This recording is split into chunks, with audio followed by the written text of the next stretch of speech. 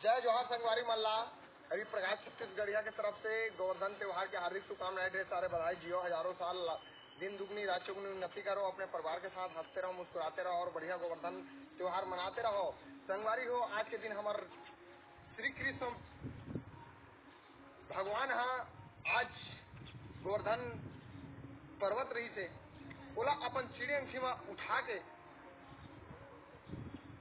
वहाँ पूरा लोगन मन ला दिखाई रही सवय और हमेशा आज ओकर खुशी में ये त्योहार मनाया जाता है। संगवारी हो, बहुत धूमधाम से मनाया जाता है, बढ़िया खुशी पूर्वक के साथ और बहुत आनंददायी त्योहार मनाए जाते हैं। संगवारी जस्ट दीपावली के सेकंड दिन होते, जैसे आज तारीख 15 तारीख 2020।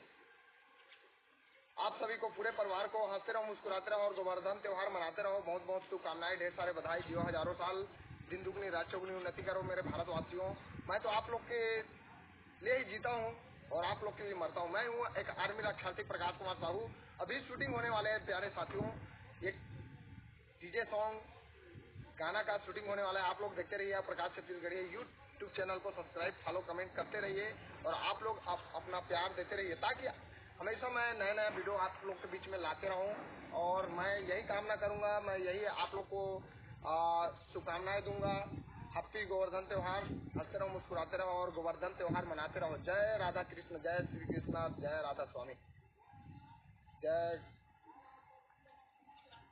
कर देना फिर दूसरा बनाने यार।